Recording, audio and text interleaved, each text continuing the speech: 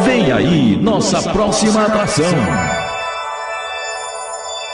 Santo livro, santo livro. A Rádio Educadora do Maranhão passa a apresentar Bíblia no Rádio, com Padre Flávio Collins. O seu estudo bíblico diário sobre a Palavra de Deus. Os autores, as principais mensagens, os personagens, a espiritualidade, as curiosidades e muito mais. Bíblia no Rádio, a partir de agora, na Educadora. Santo livro, santo livro, santo livro que me ensina a caminhar.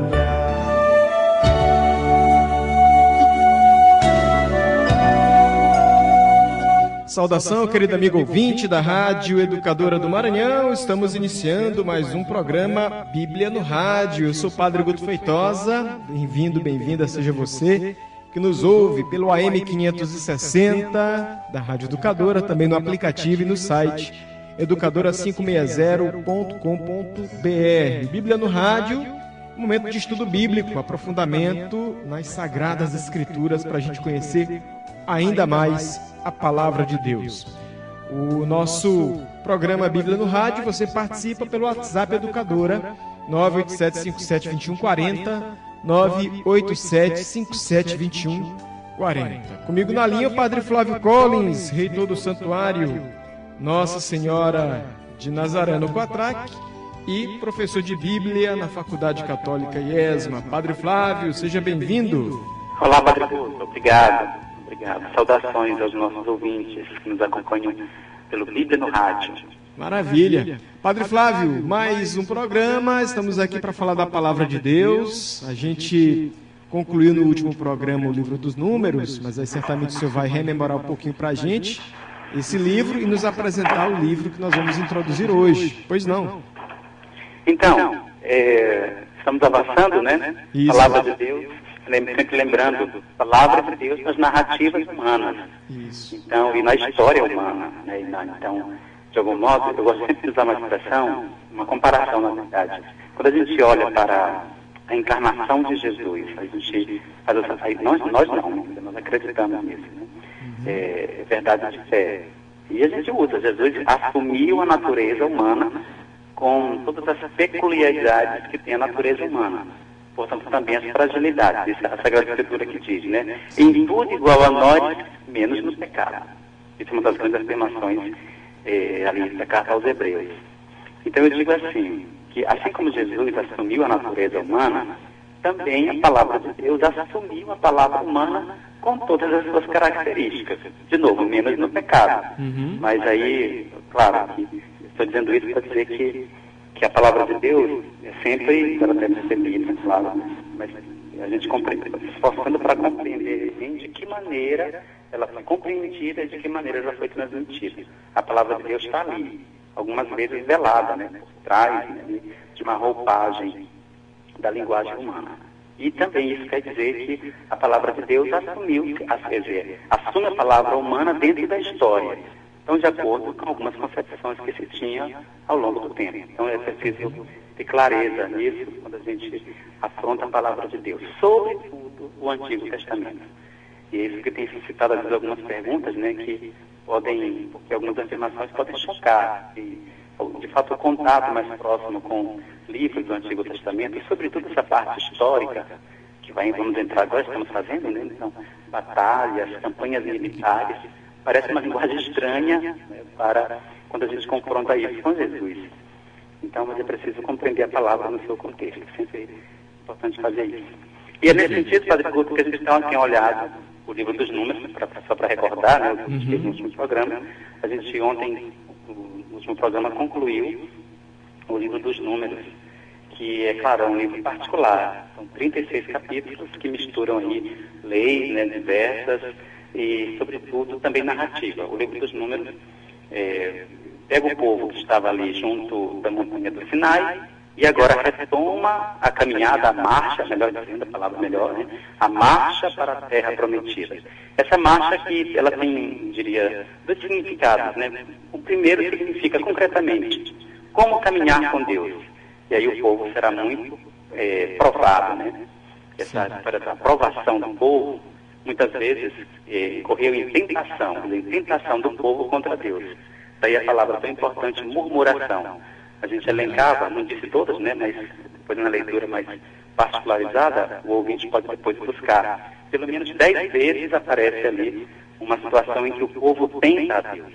É a famosa murmuração. E então, que brota exatamente da incapacidade de crer, né, de guardar na memória, de trazer presente o que Deus tem feito para o povo, e, por outro lado, a saudade do Egito. Então, a tentação é isso, a murmuração. Então, trata-se, essa é a questão do livro, como caminhar com o Senhor, como marchar com o Senhor. Então, essa marcha é tanto, eu diria, material, física, né? Quer dizer, preciso caminhar, atravessar o deserto, a enfrentar dificuldades. E essas dificuldades, às vezes, vêm do próprio povo, que murmura, que não acredita, que não confia, e às vezes vem de fora, né? Descrito aí como os inimigos, entre aspas. São os povos que, de algum modo, se colocam no caminho, né, da terra prometida, e será preciso superar também essa oposição. É nesse sentido que ontem vimos o episódio de Balaque, que manda chamar o vidente Balaão para amaldiçoar Israel. Balaque vive ali, é o rei, né, de Moabe, então está nas estepes de Moabe, e é o primeiro lugar onde Israel vai se instalar. Eu não disse isso ontem, mas nesse território ali, quer dizer, antes de atravessar o Rio Jordão, esse território será a posse de 2,5 tribos, né, de Israel. 2,5 tribos serão instaladas ali, nessa região. E então, Balaque, já pressentindo que vai fazer guerra, ele chama Balaão para amaldiçoar Israel. Mas é nesse contexto que então Deus, quer dizer, que vai vencer todas as oposições, tanto de Israel quanto aquelas que são externas, né, dos chamados inimigos. Então fará Balaão, na verdade, não amaldiçoar, mas abençoar Israel. E ele profere então 4 oráculos. E o último deles aponta já para o futuro distante. Vejo, mas não agora, contemplo, mas não é nesse momento. Que um cetro, né, se levanta, um astro se levanta. E é aquela famosa já profecia messiânica. E a gente vai compreender mais, né, com o avançado do nosso estudo, chegar nos livros de Samuel, por exemplo, essa profecia, ela se escancara, né? O Messias, que é da tribo, que é do povo de Israel, um filho de Jacó, no caso, um filho de Davi, que vai sentar para sempre sobre o trono de Davi. E então, dessa, seria, caminhada física de Israel, se denota também uma caminhada espiritual. Como caminhar com o Senhor? E aí entra a história da fidelidade e da infidelidade. Então, uma grande chave de leitura para o livro dos Números é assim: se o povo permanecer fiel à aliança, permanecer fiel a Deus, ele terá êxito, bom êxito em todas as suas empreitadas. Se o povo se desviar, então virá o fracasso. Não por culpa de Deus, que está no centro de todas essas ações, mas por causa dos erros do próprio Israel. Isso se expressa no livro dos Números, quando os espiões, né, as espias de Israel, vão lá na terra de Canaã. Por um lado veem que realmente é uma terra boa, mas dizem: nós não podemos conquistar essa terra, porque o povo de lá é mais forte que nós. Então a gente não tem como. E aí querem voltar para o Egito. E nesse momento que Josué e Caleb dizem: não, mas é uma terra boa, onde corre leite e mel, e o Senhor nos dará essa terra conforme a sua promessa. Mas Josué e Caleb foram votos vencidos, e a maioria do povo, então, tomou a decisão de voltar para o Egito. E por conta disso, diz o livro dos Números, todos morreram. Toda aquela geração morreu. De toda aquela geração que saiu do Êxodo, somente Josué e Caleb é que vão entrar na terra. Claro que ali o povo já se renovou, então tem uma outra geração. Mas para dizer, para acentuar, fica bastante claro, né? Esse é a chave do livro. Aquele que confia no Senhor terá êxito nas suas empreitadas. É o caso de Josué e Caleb. Josué e Caleb é que vão suceder Moisés na liderança do povo, Padre Flávio? Como é? Josué e Caleb são aqueles que vão suceder Moisés? Exatamente, sobretudo Josué. Caleb terá uma outra função, né? Mas Josué é aquele que vai liderar, quando Moisés vier a faltar, né? Isso vai acontecer no livro do Deuteronômio. Moisés também, o livro dos Números apontou isso, né? Que também Moisés será punido porque em algum momento ele deveria defender mais, né? Deveria ajudar o povo a confiar mais em Deus, e parece, né, que em algum momento ele também duvida de Deus, e por isso também ele não entrará na terra prometida. Aí será um seu sucessor, que será Josué, e nós vamos falar dele no momento certo, né? Muito bem. E Josué é o homem escolhido para suceder Moisés. Muito bem. Então, comecemos hoje o próximo livro. É isso mesmo, Deuteronômio. Chegamos ao 5º livro da Bíblia, o livro que fecha o que nós chamamos de Pentateuco. Os primeiros 5 livros da Bíblia, compreendidos e transmitidos na tradição hebraica como a Torá, o ensinamento, a lei. E realmente o livro do Deuteronômio traz bastante leis, né? Inclusive traz um código inteiro de leis, que é o chamado Código Deuteronômio, do capítulo 12 e o capítulo 24, que traz aí as leis e, sobretudo, a centralização do culto. Sim. É a partir desse livro que se decide, né, que todas as grandes festas, o livro do Levítico recordava essas festas, né, o sábado, embora o sábado se celebrasse mesmo no lugar, em cada lugar, em cada sinagoga, mas as grandes festas anuais, a Páscoa, a festa das tendas e as festas das semanas, se deveriam celebrar em Jerusalém. É por isso que quando acontece Pentecostes, lá em Atos dos Apóstolos, há uma multidão de pessoas ali que são, digamos, estrangeiras, pessoas que vêm de longe. Na verdade, são judeus ou simpatizantes, né, do judaísmo que acorrem ali a Jerusalém para as grandes solenidades. E, então, o livro do Deuteronômio, também ele, para a gente olhar uma visão de conjunto, ele se organiza a partir de uma estrutura até bastante simples. Você tem um ponto estruturante que é na verdade, uma ordem, né? O que Deus diz a Moisés. A gente pode pegar para Deus. A gente vai olhar os 4 momentos, são 4 partes. Primeiro é o capítulo 1, versículo 1. Diz assim: são estas as palavras que Moisés dirigiu a todo Israel no outro lado do Jordão. E aí, parênteses, né? No deserto, no Arabá, diante de Suf, entre Farã e Tofel, Labã, Hazerote e Dizaab. Então, essa primeira expressão aqui. Essas são as palavras que Moisés dirigiu a todo Israel no outro lado do Jordão. Aí dá início, né, a Bíblia de Jerusalém até fala de primeiro discurso de Moisés. Eu não estou com a CNBB aberta aqui no momento. E o Túlio fala também. Fica também essa mesma estrutura. Isso. Então, são 4 partes, são 4 frases ou 4 expressões que dão início aí a discursos de Moisés. Então, o livro se organizaria ao redor de 4 grandes discursos. O primeiro começa, então, no capítulo 1, versículo 1. Aí eu faço um parênteses, uma curiosidade. Em hebraico, o nome desse livro se chama Palavras. Exatamente por causa disso, né? Estas são as palavras. Ele Hadevarim, em hebraico. Estas são as palavras. E aí, então, daí início um discurso de Moisés. O segundo discurso se inicia lá no capítulo 4, versículo 44. Diz assim: esta é a lei que Moisés promulgou para os israelitas. E aí, então, vem as leis, inclusive uma nova versão do Decálogo. Aparece aí. E a gente deve comentar, né? Sobretudo uma lei que a gente ficou devendo, que é a lei do sábado, instituído aí no Decálogo. E aí essa parte é bastante grande, esse discurso, viu? Vai até o capítulo 28. É lá no capítulo 28, versículo 69. 28, 69? É o início do terceiro discurso, 28, 69. Certo. São estas as palavras da aliança que Adonai mandara a Moisés concluir com os israelitas na terra de Moabe. Quer dizer, ali nas estepes de Moabe, onde eles estão. Além da aliança que havia concluído com eles no Horebe. Quer dizer, o Horebe é o Monte Sinai, né? Que é uma versão, quer dizer, uma outra tradição, na verdade, né? É o mesmo monte. Monte Sinai e Monte Horebe são o mesmo monte, com tradições diferentes.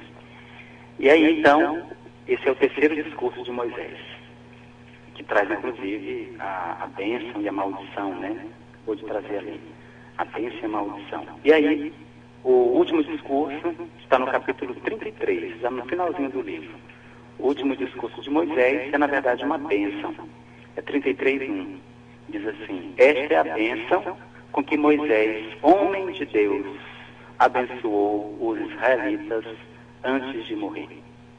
É uma bênção muito bonita essa, inclusive, né? A cada tribo, uma bênção. Então, a estrutura do livro do Deuteronômio se organiza assim, ao redor destes 4 grandes discursos. E aí, Padre Guto, o livro do Deuteronômio, de um modo geral, ele deve ser compreendido, então, como as últimas palavras de Moisés ao povo de Israel antes de morrer. Quer dizer, no último dia de sua vida. Então, essas palavras, né, isso é muito importante, é muito comum, inclusive, isso na Bíblia. O Novo Testamento traz, e a gente viu isso no tempo pascal, durante a semana sobretudo, as palavras de Jesus no dia antes de ser preso. Quer dizer, são as últimas palavras de Jesus aos seus. Palavras que assim adquirem a força de um testamento.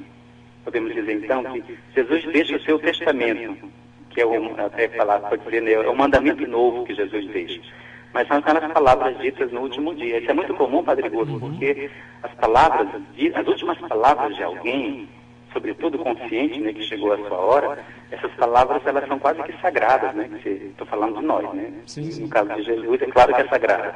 No caso da Bíblia, é claro que é sagrada. Mas eu digo para nós, né, na nossa mesma experiência. As palavras ditas por alguém no dia de sua morte, sobretudo se tem consciência, são palavras bem pensadas, né? Então elas adquirem mesmo uma força de testamento. Então nós temos aqui no Deuteronômio o testamento de Moisés. E esse testamento, a gente recordava ontem, uma chave de leitura para ele, né, dessas palavras, pode ser sintetizada nesta frase, né? O recordar para viver. É sempre Jean-Louis Schack que faz essa leitura, né? O Deuteronômio pode ser lido a partir dessa chave de leitura. Recordar para viver. Quer dizer, estão ali, eu imagino a cena assim, eles estão ali às margens do Rio Jordão, contemplam do outro lado a terra prometida, e então Moisés, por ser exatamente um homem de Deus, né? Ninguém no Antigo Testamento foi mais próximo de Deus do que Moisés. Podemos dizer que ninguém compreendeu melhor Deus do que Moisés, né? E o Deuteronômio vai acentuar isso no final. Então ele vai, a partir da sua experiência, tudo aquilo que ele viveu como homem de Deus, como homem de fé, como condutor do povo, como mediador, como legislador, ele vai então deixar essa sua herança para Israel, preocupado com o futuro. Quando estiveres na terra prometida. Qual é a garantia de que a gente realmente vai desfrutar dessa terra que corre leite e mel? Quer dizer, como é que a gente vai desfrutar do mel e do leite dessa terra? Aí Moisés convida a olhar para o passado. E o passado quer dizer todo o trajeto do deserto. No programa anterior a gente falava disso, né? Que depois a tradição profética vai chamar atenção para isso. Quer dizer, olha para o passado, e esse período do deserto, apesar de tanta provação, né? De tanta murmuração, foi considerado como o período áureo da história de Israel, quer dizer, o período ideal. Por isso que, até na nossa liturgia mesmo, né? Na Semana Santa, na Quaresma, a gente começa com um itinerário, que é ir ao deserto. E o deserto como experiência espiritual. Isso entra na tradição cristã mesmo, né? Os mosteiros, né? Aqueles que vão para o deserto, que vão para viver, né? Continuamente isso. Padre Flávio. Para dizer, né, que a experiência do deserto na Bíblia, do deserto do povo mesmo, foi uma experiência depois refletida como muito boa, muito positiva, apesar das murmurações. Quer dizer, ali o povo aprendeu a conhecer Deus, Deus de algum modo, né, tem que se adaptar ao jeito do povo e tira lições para a vida. Então Moisés convida o povo a olhar, e isso, o Deuteronômio vai ser isso, vai recordar, e aqui a gente vai lembrar, né, daqui a pouco a gente vai lembrar aquele texto fundamental que a gente falava lá no início, o credo histórico de Israel, que vai olhar para trás. O meu pai era um arameu errante. E aí conta a história, né, da libertação e depois a caminhada no deserto para a terra prometida. Então estou dizendo que Moisés convida o povo a olhar para trás, recordar tudo o que Deus fez, tudo o que o povo fez também, né, e tirar daí as lições e a experiência para o futuro. Quer dizer, a nossa vida na terra depende de como a gente vive, né, e recorda e traz para o presente o passado glorioso de Israel, que tinha Deus caminhando ao seu lado, caminhando à sua frente, e, quer dizer, mostrando sempre a sua força e a sua glória para este povo. Certo. Muito bem. Cansei de falar. Eu lembro, Padre Flávio, também na tradição espiritual da igreja, né, como essa palavra deserto, ela é rica de significado. Muitas vezes, quando a gente vai fazer um retiro, né, o pregador, o assessor, ele nos convida, olha, agora vamos fazer um momento de deserto, ou seja, vamos nos retirar um pouquinho com a palavra que foi meditada, com os apontamentos, com a citação bíblica, e ir para o momento de estar com Deus, falar e ouvir o que Ele tem a dizer, reverberar no nosso interior. Então, o deserto para a gente, do ponto de vista da espiritualidade, da Bíblia, é um lugar de encontro e, por que não dizer, de confronto também com Deus, com a pedagogia de Deus, com a vontade de Deus, correto? É isso mesmo, é isso mesmo. De fato, o deserto, né, o que brota no deserto? No deserto não tem nada, no deserto, isso é interessante, porque ele se configura como um lugar ideal, né, para, como você diz, para o confronto, para o encontro com Deus, exatamente por não haver distrações. Ontem eu citei Oséias 2, que é uma passagem que eu diria que dá o enquadramento certinho, né, para a experiência do deserto. Num contexto de Israel já está na terra prometida, e aí já se misturou com tanta gente, já adotou os costumes dos povos dentro dos quais ele está, e pronto, fez uma série de coisas. Tudo isso é chamado de prostituição. E aí com a linguagem amorosa, a linguagem, né, do casamento, Oséias, né, cuja vida se torna um símbolo da relação de Deus com o povo, Moisés que se casa com uma mulher prostituta, adúltera. E aí então ele diz, Oséias 2, vou conduzir Israel ao deserto, e lá vou falar-lhe ao coração. E por que vai levar para o deserto? Recordando nessa experiência em que o povo murmurava, mas depois o povo ouvia. Até porque, quer dizer, ali Israel está diante de realidades absolutas, né? O que tem no deserto? Nada. Ele pode viver ou ele pode morrer. E aí, encontrando Deus, ele tem a possibilidade de viver. Ou seja, no deserto, que é lugar de morte, para que Israel viva, ele tem que estar fiel, ligado a Deus. Então é isso, por isso o deserto se torna um lugar privilegiado de encontro com Deus, por não ter distração. Quer dizer, ali a pessoa se encontra, e essa experiência que a gente faz, né, na espiritualidade, a gente é chamado a confrontar com as coisas que realmente são essenciais na vida. Então Jesus também fez essa experiência. E o que Jesus encontrou no deserto? Ele encontrou o diabo, encontrou Deus. E aí ele faz a salvação, é claro, ele é Deus, né? E rejeita toda a tentação para ser fiel a Deus. Então, ele vai viver a sua vida na fidelidade a Deus. Então, a nossa experiência de deserto, que brota da Bíblia, é a experiência de como tornar-se, de como permanecer fiel a Deus. Eu lembro de um retiro, foi Pedro Brito, aconteceu lá em Bacabal esse retiro. Bispo de Palmas. Foi quando o Dom Binés se tornou bispo. Então, já tem aí uns anos, né? E ele falava disso, né? Chamava atenção para isso, que a palavra deserto em hebraico é midbar. Midbar. Então, M, as consoantes, M-D-B-R. M, né, de Maria, D, dado, né? B, né? De bola, como ele diz, e o R, da bar, né? Midbar. E a palavra, o termo para dizer palavra em hebraico é DBR, da bar, ou da vá, né? Então, é muito próxima a raiz de deserto e palavra. Dizia que o deserto é o lugar onde floresce a palavra. Ficou muito bonita essa associação, né? Realmente. Quer dizer, o deserto, que é lugar de não vida, o que pode brotar dali? Justamente a palavra de Deus. Muito bem. Eu recordo, tem um livro de um filósofo que é muito da mídia, por sinal, muito bom, o Sérgio Cortella. Ele tem um texto que diz assim, o que importa é saber o que importa. E no mundo que a gente tem tanta informação, tanto conteúdo, tanta situação, às vezes as pessoas se perdem, aí vem outros problemas, como ansiedade, depressão e outras situações, né? E manter o foco, descobrir o que é essencial na vida, e a experiência do deserto traz essa situação para Israel. O que realmente importa nessa situação aqui entre morte e vida, bem e mal? É a palavra de Deus. É ela que nos conduz para o melhor caminho, para a terra prometida, onde tem vida, onde corre leite e mel, vamos colocar nesses termos, né? Sim. Pronto. Vamos para o intervalo, Padre Flávio? É hora. Tomar uma aguinha, daqui a pouco o senhor volta, continuando a introdução aqui ao livro de Deuteronômio, tá bom? Tá bom. Ok, Rádio Educadora, intervalo, é da igreja, é do Maranhão. Santo livro, Santo livro. livro. A Rádio Educadora está apresentando Bíblia no Rádio, com o Padre Flávio Collins. Louvado seja Deus por seus leitores.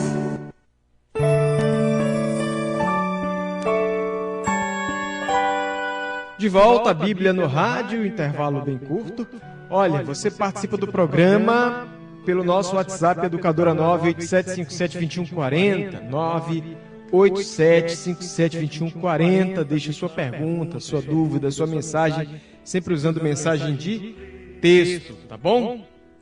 Para você acompanhar. Lembrando também que esses programas do Bíblia no Rádio, com o Padre Flávio Collins, a gente está guardando aqui na biblioteca radiofônica da Rádio Educadora, então vai ter sempre a oportunidade da gente reprisar, para estudar, para renovar os nossos estudos bíblicos, o que vale muito a pena a gente investir na Palavra de Deus. Esse tempo que a gente está vivendo, também a Palavra de Deus tem orientações certeiras, aliás, sempre tem, né?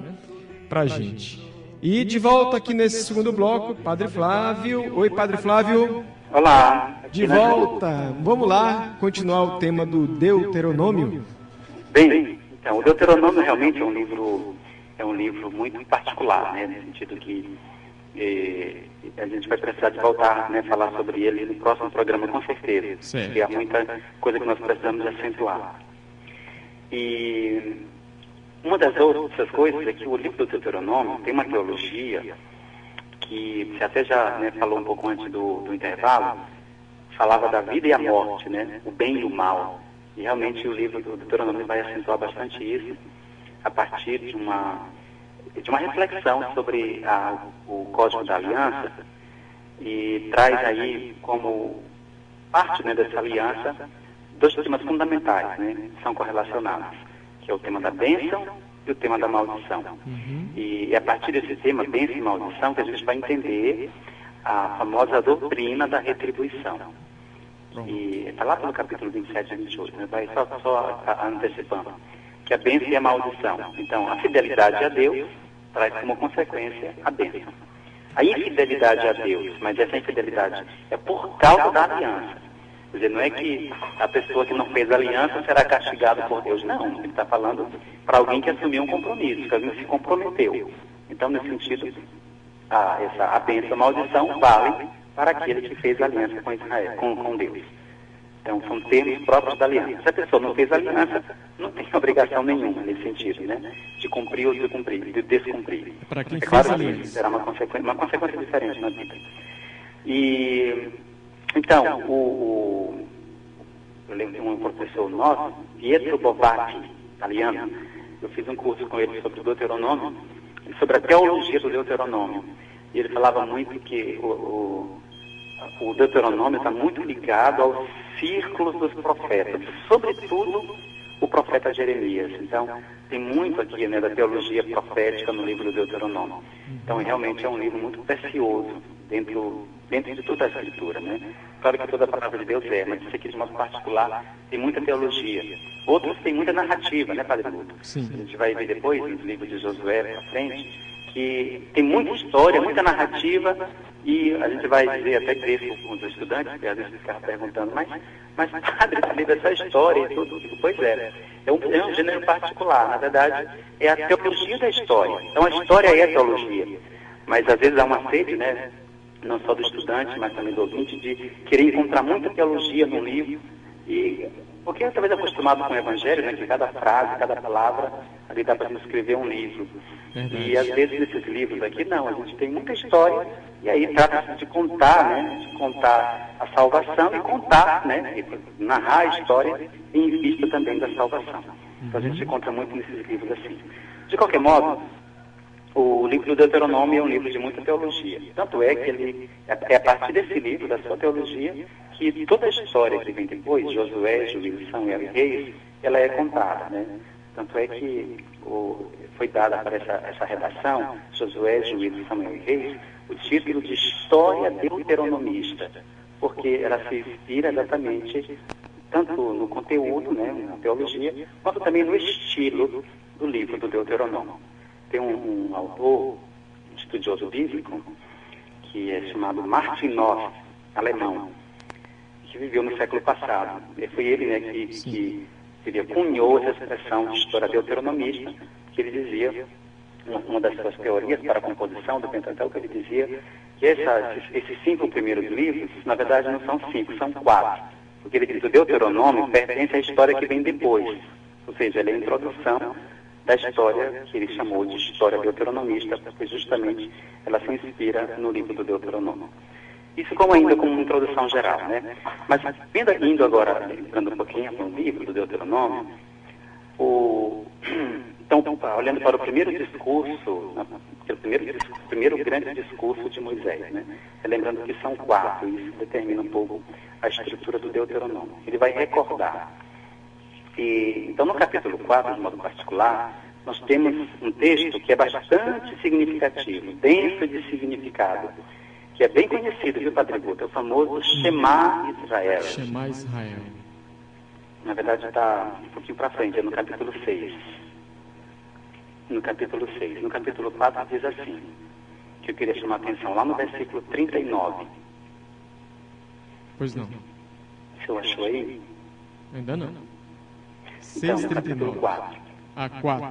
4. Vamos pegar um pouquinho para trás, capítulo, versículo 32. 4:32. Vamos ler um pouquinho aqui, que diz aqui. Diz assim. Encontrei. Dentro dessa perspectiva, né, de recordar para viver. Diz assim: interroga, pois, os tempos passados que te precederam, desde o dia em que Deus criou o homem sobre a terra, de uma ponta do céu até a outra. Existiu já uma coisa tão grande como esta? Ouviu-se algo de semelhante?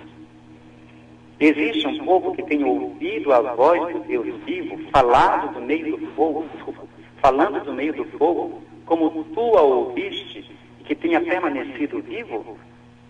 Ou um Deus que tenha vindo para tomar para si uma nação do meio de outra nação, com provas, sinais, prodígios e combates, com mão forte e braço estendido por meio de grandes terrores, como tudo o que Adonai, vosso Deus, realizou no Egito em vosso favor aos vossos olhos? Então, essa história de olhar para o passado, né? Isso aqui é fundamental. Moisés está recordando ao povo o grande ato da libertação. E não só, né? A libertação também da escolha, da aliança feita. Diz mais: foi a ti que ele mostrou tudo isso, para que soubesses que Adonai é o único Deus. Além dele não existe outro. E aqui, Padre Guto, tem a introdução dessa coisa nova, né? A gente falava, né, de deuses, no Egito tinha muitos deuses. Então Israel passa por um processo que nós chamamos primeiro de monolatria, né? O que é monolatria? É a adoração de um único Deus. Então Israel nasce assim, digamos assim, né? Com a monolatria, ou seja, ele adora um Deus, que é o Deus Adonai. Mas acredita na existência de outros, ou seja, há outros deuses. Mas nós, israelitas, nós adoramos Adonai, só ele. Aqui no Novo, já no Deuteronômio, isso é a influência do círculo profético de Jeremias de modo particular, essa frase que eu acabei de dizer, olha, para que souberes que Adonai é o único Deus, além dele não existe outro. Aqui é uma afirmação de monoteísmo, não mais de monolatria. Então, para discernir bem, né? Monolatria é a adoração de um único Deus entre tantos outros. Quer dizer, se acredita na existência de outros deuses. Mas a expressão do monoteísmo é diferente. Não há outros deuses, só há um Deus. E então Israel chega a esse grau a mais, né, no seu caminhar, na sua teologia. E isso influencia, repito, dos círculos proféticos, né, a pregação na existência de um único Deus. Isso depois vai ser condensado no texto que a gente vai ver a seguir, que é o capítulo 6. Sim. Continuando então. Do céu ele fez com que ouvistes a sua voz, para te instruir. Ele te fez ver o seu grande fogo sobre a terra e ouviste suas palavras no meio do fogo. E porque ele amava teus pais, e depois deles escolheu a sua descendência, ele próprio te fez sair do Egito por meio de sua presença e de sua grande força. Desalojou nações maiores e mais poderosas do que tu, para te introduzir na sua terra, e dá-la a ti em herança, como hoje se vê. Está falando aqui do combate que se deu antes de entrar na terra prometida, né? Representado aqui por Moabe, mas também outros. Aí a conclusão diz: portanto, reconhece hoje e medita em teu coração. Adonai é o único Deus, tanto no alto do céu como cá embaixo na terra. Não existe outro. Observa seus estatutos e seus mandamentos, que hoje te ordeno, para que tudo corra bem a ti e aos teus filhos depois de ti, e para que prolongues teus dias sobre a terra, que Adonai teu Deus te dará para todo sempre. Então esse texto que a gente leu, expressa bem, né, essa chave de leitura, de olhar para o passado, quem é Deus, quem é tu, Israel, para que o teu futuro seja um futuro de glória. Isso é bastante premente, esse texto. Sim. E aí, quer dizer? Não, estou acompanhando. Sim. Aí nós temos o início do segundo discurso de Moisés, que começa com o decálogo. E no decálogo, quer dizer, é muito semelhante, né, àquele que está presente em Êxodo 20. Então, quer dizer, não é que são dois decálogos, né, é o mesmo, só que talvez numa tradição diferente. E começa assim, capítulo 5, versículo 1. Moisés convocou todo Israel e disse: ouve, ó Israel, os estatutos e as normas que hoje proclamo aos vossos ouvidos. Vós os aprendereis e cuidareis de pô-los em prática. E aí, o Senhor concluiu conosco uma aliança no Horebe, que é a mesma, viu? Aquela que lá no livro do Êxodo está falando do Monte Sinai. O Deuteronômio traz, então, uma outra tradição, mas se trata do mesmo monte. O mesmo monte. Adonai não concluiu essa aliança com nossos pais, é importante da atualização, né? Mas conosco que estamos hoje aqui, todos vivos. Ele está dizendo isso, Padre Guto, porque daquela geração que concluiu a aliança, só restam 3, Moisés, Josué e Caleb. Todos os outros são novas pessoas, são pessoas que não estavam escravos no Egito, que não estavam lá no dia da conclusão da aliança. Mas Moisés está lembrando que isso aqui é muito importante para a gente compreender a Sagrada Escritura. Até para entender uma frase que Jesus usa, e na hora da consagração a gente não faz, né, porque a gente já diz o sentido dela maior, que é o sangue derramado por muitos. Sim. Quando Jesus diz isso, lá no Evangelho de Mateus, ele está citando, né, claro, Isaías 53, que fala disso, por muitos. E aí, então, você levantou a questão. Mas então não foi por todos que Jesus, né, derramou o seu sangue pelo seu sacrifício? E aí, sim, é por todos, sim, porque uma parte, no caso muitos, representa o todo. Isso é muito claro aqui, é o que Moisés está dizendo. Quer dizer, eram os nossos pais que estavam lá, então nós somos membros desse povo, então essa aliança foi conosco. Quer dizer, não foi com nossos pais, Moisés vai dizer. Quer dizer, não foi só com nossos pais, foi também conosco. Quer dizer, nós somos parte desse povo. Por isso, eu vou voltar aqui uma coisa que a gente falou antes. Sim. Quando no livro do Êxodo fala da libertação da escravidão, eu dizia no momento que a gente não podia pensar que um povo inteiro, né, como é retratado naquele quadro famoso, né, que tem um povo inteiro atravessando o mar, até recordou, né, que era muito presente nas casas, das pinturas antigas. E não se pode imaginar que um povo inteiro tinha fugido, mas uma parte desse povo. Mas aí, para o judeu é isso, uma parte representa o todo. Então, embora daquela geração que está ali presente agora, ouvindo as palavras de Moisés, só Josué e Caleb estavam presentes na aliança do Sinai, ele está dizendo, não foi com nossos pais apenas, foi conosco, nós que estamos aqui hoje. Isso aqui é importante. Todos vivos, né? Então, Adonai falou convosco face a face do meio do fogo sobre a montanha. Eu estava, então, entre Adonai e vós, para vos anunciar a palavra de Adonai, pois ficastes com medo do fogo e não subistes a montanha. E aí, então, Moisés vai reportar quais são as palavras, né? E é o decálogo. Esse decálogo, Padre Guto, que eu tinha prometido de comentar, nós vamos para o versículo 12. 5:12. Perfeito. Diz assim: guardarás o dia de sábado para santificá-lo, conforme ordenou Adonai teu Deus. Trabalharás durante 6 dias e farás toda a tua obra. O 7º dia, porém, é o sábado de Adonai teu Deus. Não farás nenhum trabalho, nem tu, nem teu filho, nem tua filha, nem teu escravo, nem tua escrava, nem teu boi, nem teu jumento, nem qualquer dos teus animais, nem o estrangeiro que está em tuas portas. Deste modo, o teu escravo e a tua escrava poderão repousar como tu. Recorda, a palavra de novo, né? Que foste escravo na terra do Egito, e que Adonai teu Deus te fez sair de lá com mão forte e braço estendido. É por isso que Adonai teu Deus te ordenou guardar o dia de sábado. Esse mesmo mandamento, é claro, estou dizendo que é o mesmo decálogo, então são os mesmos mandamentos. Agora há uma diferença desse mandamento de sábado em relação àquele contido lá no capítulo 20 do livro do Êxodo. Depois o ouvinte pode ir lá comparar. A motivação, a diferença está na motivação. É claro que é sempre guardar o sábado. Lá em Êxodo 20, qual é a motivação? Por que se deve guardar o sábado? Aí certamente o ouvinte vai lembrar, né? A motivação é porque Deus repousou no sétimo dia. Quer dizer, assim como Deus, e Deus é Deus. Deus descansou, quer dizer, cessou o trabalho e tomou um dia para si, quer dizer, um dia para a contemplação, para agir, mas agir de outra forma. Assim também Israel deverá tomar para si um dia, quer dizer, um dia que ele consagra para si, um dia para o não trabalho, um dia para o repouso.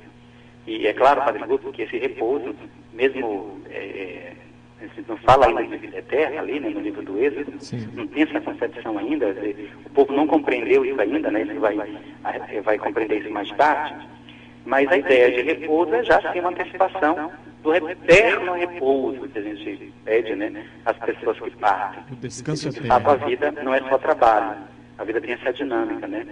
Então, em certo sentido, o trabalho pode ser visto associado à fadiga, ao labor, e nesse sentido, eu sempre penso no homem do campo, trabalhador, né, de braçal mesmo, não só do campo, mas o trabalhador braçal, que consome muita força, e aí ele envelhece mais cedo, né, normalmente morre mais cedo.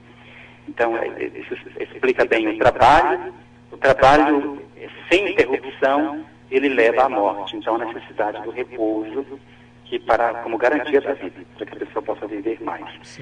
Mas, de algum modo, esse repouso antecipa, sim, a vida eterna. Então, a motivação do sábado, por que guardar o sábado? Porque Deus guardou o sábado. No livro do Êxodo é assim. No Deuteronômio, tem uma outra motivação. Por que guardar o sábado? Aí a palavra que eu até acentuei, guardar o sábado para recordar. Você lembra-te, recorda-te que tu eras escravo no Egito. Então, e como o trabalho era duro, né, como escravo, que não tinha repouso, não tinha descanso. Então, lembra que assim como tu querias descansar e não podias, porque eras escravo, assim também o escravo que está em tua casa, que às vezes é o servo, né? Ele também precisa de pausa, precisa de um repouso. E recorda. E aí, então, a motivação para guardar o sábado no Deuteronômio é para recordar que foi escravo e que Deus libertou. Nós chamamos essa recordação de Páscoa. É o memorial. Israel vai recordar que era escravo e que foi liberto. Então, Padre Guto, essas duas motivações, ao guardar o sábado é um dia de descanso, porque Deus descansou, mas o sábado também é um dia de recordar. Recordar que eu era escravo e fui libertado. É daí que nasce, então, o sábado como uma instituição e um dia da celebração. Então, sábado, o que é permitido fazer no sábado? É permitido celebrar. Celebrar o quê? A libertação que Deus operou em favor nosso. Mas não é só recordar o que Deus fez, é também compreender as exigências disso. Quais são as consequências, então, de recordar que éramos escravos e fomos libertos? É que nós não podemos escravizar. Quer dizer, nós devemos dar todos os direitos também de repousar, de descansar. Muito bem. E aí, Padre Guto, só para concluir, para a gente passar para as perguntas, é o sentido do domingo, né? Hoje nós celebramos o domingo. Quando a gente chegar no Apocalipse, só quando chegar lá, a gente vai falar do domingo. E aí já está do domingo cristão, né? Porque não mais no sábado, porque é o domingo. Certo. Vamos esperar o Apocalipse. Mas a gente mantém a mesma coisa, né? O domingo cristão é isso. É o dia do não trabalho e é o dia de ir à missa, o dia de recordar o que Deus fez, atualizar a Páscoa, libertando o memorial seu da povo, Páscoa. sobretudo, a mistério pascal de Jesus, sua morte e ressurreição. A nova aliança. A nova, exato. Muito bem, Padre Flávio. Eu confesso que eu já ia perguntar o domingo, mas eu vou ficar satisfeito com o que o senhor colocou aqui e daqui para o Apocalipse a gente vai falar do domingo, com certeza. Padre Flávio, uma questão, e eu tenho uma aqui do WhatsApp e eu tenho uma minha também. Aliás, chegou mais uma aqui. Vamos lá. Saudações, Padre Flávio, Padre Guto, bênção, Deus abençoe. Uma curiosidade, o nome do quarto livro, Números, é por conta da contagem dos israelitas? É uma pergunta, a Maria José, lá da comunidade de Santo Antônio de Pádua, no São Cristóvão. Acho que o senhor pode responder logo, Padre. Positivo, né? Desculpa, eu estava tomando água. Sim, porque realmente tem pelo menos 3 contagens aí, né? É o famoso censo, o recenseamento. Deus dá a ordem de Moisés para Moisés. Interessante isso, né? O livro do Levítico, a gente acentuava que praticamente em cada capítulo diz: e Deus falou a Moisés, e aí Moisés vai falar. O livro dos Números também é assim, né? Então Deus disse a Moisés. Deus falou a Moisés no deserto: conta ao povo. E então é isso, se chama Números porque tem ali pelo menos 3 passagens que se encontra que Moisés fez o recenseamento, contou o povo que vai entrar na terra. No final, a última contagem é essa. Todo o povo foi renovado, eu até fiz essa pergunta ontem, da renovação do povo, e daqueles que saíram do Egito, só 2 vão entrar, Josué e Caleb. E na história dos povos antigos, só quem pede um recenseamento é o soberano, não é? Então é uma forma de dizer também que Deus, digamos assim, é o soberano, né, de Israel. Sim, sem dúvida, exatamente. Padre, aqui o Padre Elton e o Padre Admilson, Padre Elton lá da paróquia de Humberto de Campos, o Padre Admilson da paróquia do Vinhais Velho, estão na escuta do programa. Um abraço para eles, né? Bem, abraços, companheiros. Outro aqui, lindo estudo, estou aprendendo muito. É a Fátima Campelo, lá do Santuário Nossa Senhora Nazaré, você deve conhecer, né? O Quatraque está pedindo aqui: Deus abençoe Padre Flávio e Padre Guto. Obrigado, Dona Fátima Campelo. Aqui a Maria do Carmo, do Coafuma. Padre Flávio, oi Padre Flávio, Padre Guto, ouvintes. Padre Flávio, no sentido de libertação e ser fiel a Deus, como hoje em dia o povo pode viver e ser fiel a Deus, quando muitas vezes no deserto das tentações, no deserto que não corre pão e mel? Permita-me questionar isso, pois, principalmente nesse momento, por mais que queira, o povo não consegue viver no deserto que Deus esteja... Está um pouquinho confuso aqui, né? Não sei se fui claro, não foi muito não, viu, Maria do Carmo? Tenta reconstruir a tua pergunta, senão hoje, no próximo programa, a gente faz. Vou tentar uma vez mais aqui. No sentido de libertação e ser fiel a Deus, como hoje em dia o povo pode viver e ser fiel a Deus, quando muitas das vezes no deserto das tentações, no deserto que não corre pão e mel? Permita-me questionar isso, pois muitos, principalmente neste momento, por mais que queira, não conseguem viver o deserto que Deus esteja presente, lhe oferecendo pão e mel. O senhor entendeu, Padre Flávio?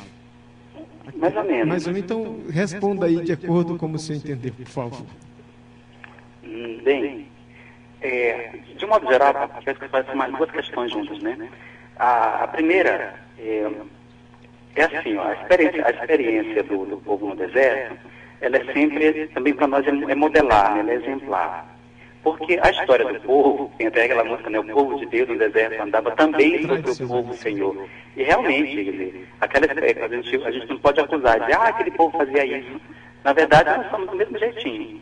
E aí, é claro, nós temos ali, de um lado, o esforço de Israel para viver a lei, que tudo se trata disso, né? Como ser fiel à aliança, como ser fiel à lei. E Israel esbarrava na sua própria fragilidade. Depois, ao longo da história bíblica, você vai achar a resposta para isso, viu? São Paulo, só para citar a resposta do próprio Paulo, quando ele para responder essa questão. Ele dizia assim, né, que a lei era limitada, que a lei, na verdade, ela apontava os meus erros, aponta os nossos erros. E aí, o que a lei consegue? Ele dizia, a lei só consegue dizer que eu estou errado, que eu sou pecador. Então, olhando para a lei, eu sou incapaz de servir a Deus, porque eu sou incapaz de cumprir tudo isso. Você lembra, Padre Guto, no capítulo 15 do livro dos Atos, Pedro levanta exatamente sobre essa questão de lei, viu? A lei enquanto prescrição mesmo, né? De mandamento a ser observado rigorosamente para alcançar a salvação. Pedro e Paulo disseram, esta lei tem um peso demasiado tanto para nós como para nossos pais ninguém pôde suportar. E como é que a gente quer agora impor aos pagãos? Era essa a questão. E aí então São Paulo diz, infeliz de mim, porque a lei dizia assim, eu encontro em mim essa força, duas forças, uma que me mostra o bem, e que eu quero fazer o bem, e a outra que me empurra para o mal, e eu acabo fazendo, entre querer fazer o bem e não querer fazer o mal, eu acabo fazendo o mal que não quero fazer. Aí ele diz, infeliz de mim, quem me libertará deste corpo de morte? Ele responde com uma oração, graças sejam dadas a nosso Senhor Jesus Cristo. Então a resposta para essa pergunta, como ser fiel a Deus, como ser liberto e viver na fidelidade, só é possível em Jesus Cristo. É isso, né, que ele mostra ao enviar o seu Espírito sobre nós. Quer dizer, o Espírito é a nova lei. Não é que primeiro eu observo a lei para alcançar a salvação, é o contrário. E a salvação me alcança como dom e aí me dá também as possibilidades, como ajuda da nossa natureza, para seguir a lei. É nesse sentido que nós podemos viver como libertados, porque a libertação vem a partir de dentro, já acontecida em nós pela ação de Jesus. A primeira parte do que eu entendi foi essa. A segunda parte não ficou muito clara, não. Para mim também não. Isso que o senhor falou também me lembra um livro que eu estou lendo agora, Mística do Instante. É de um biblista, acho que o senhor conhece. Hoje ele é cardeal, que o Papa Francisco fez. É o José Tolentino. José Tolentino, sim, português. Exatamente. E ele, num dos momentos do livro, ele diz assim, né? A gente não se converte para alcançar misericórdia. É porque a misericórdia nos alcançou que nós buscamos nos converter. Exatamente. A conversão é a consequência da gente ser alcançado pela misericórdia de Deus na pessoa do Senhor Jesus, né? Olha, o Magno de Itapericatu está com a gente, está aprendendo muito. E também outra questão aqui é o Macedo, Padre Flávio, diz assim, né? Saúda nós dois, os vicentinos, e diz assim, a nossa religião católica é monoteísta ou da monolatria? Por quê? Porque essa mudança de nome de Horebe para Sinai, e ainda ele pede o significado de Adonai e Shekinah. Então são três questões, monoteísta e monolatria, enquanto a nossa igreja, o nome Horebe e Sinai e o significado de Adonai e Shekinah.